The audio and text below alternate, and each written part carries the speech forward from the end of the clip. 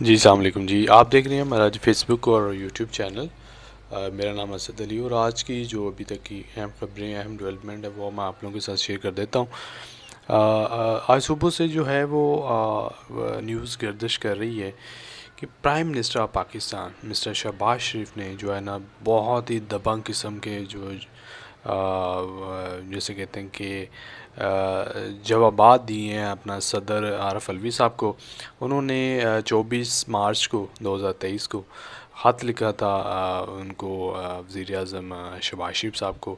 اس کا انہوں نے آج جواب دیا ہے، اور تقریباً 5 صفحات پر مشتمل تھا۔ وہ سارا دن آج گردش کرتا رہا کہ انہوں نے اس میں کیا بات کی، اور کیا انہوں نے اپنے دل کی باتیں کی، یا کوئی اپنا جو ان کی سیٹ ہے یا ان کی جو کرسی ہے، جو ان کا منصب ہے، اس کے حساب سے انہوں نے جو ہے نا وہ اس کو آنسر کیا ہے، لیکن 2 دن بعد آنسر کیا ہے، جس میں انہوں نے کہا جی کہ یہ ٹوٹل ہی جو ان کا خط ہے وہ پی ٹی اے کی پریس ریلیز ہے، ٹھیک ہے۔ وہ پی ٹی اے کی طرف سے جو ہے نا بات کرتے ہیں، ان کے کارکن ہیں، جو بھی ان کے دور میں چیزیں ہوتی رہیں اس کے اوپر انہوں نے کوئی ایکشن نہیں لیا۔ آج ہوا ہے تو آج وہ ایکشن لے رہے ہیں۔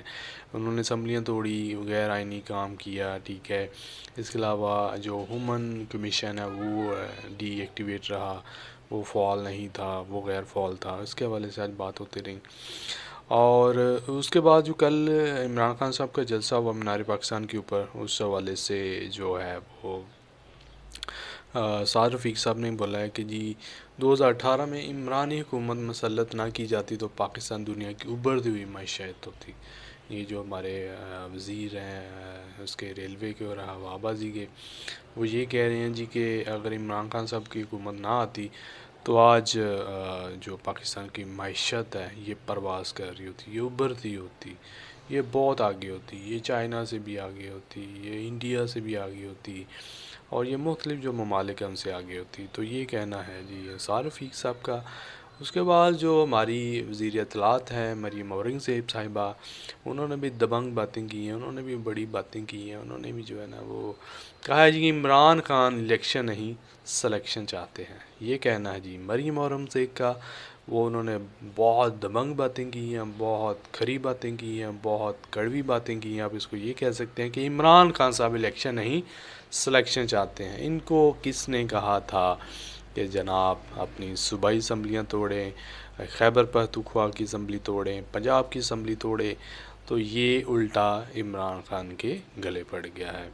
کچھ کہنے والے کہہ رہے ہیں کہ جی یہ اس طرح کرنے سے جو سارے ایکسپوز ہو گئے ہیں کہ کون پاکستان کے ساتھ وفادار ہے اور کون پاکستان کے ساتھ وفادار نہیں ہے۔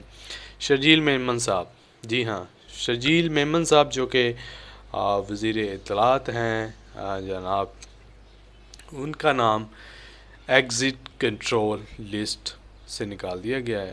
وہ تقریباً 6 سال بعد جج صاحب کی اجازت سے بیرون ملک روانہ ہو گئے ہیں۔ اور اس کے علاوہ عاصم منیر صاحب ہیں، وہ بھی سابق مشیر پیٹرولیم تھے، وہ بھی باہر چلے گئے ہیں۔ تو یہ تھی جی ابھی تک کی نیوز۔ انشاءاللہ نیکسٹ ویلوگ میں، نیکسٹ ایپیسوڈ میں، یا نیکسٹ جو تازہ ترین صورتحال ہوگی اس کے ساتھ دوبارہ ملاقات ہوگی۔ جب تک اللہ حافظ۔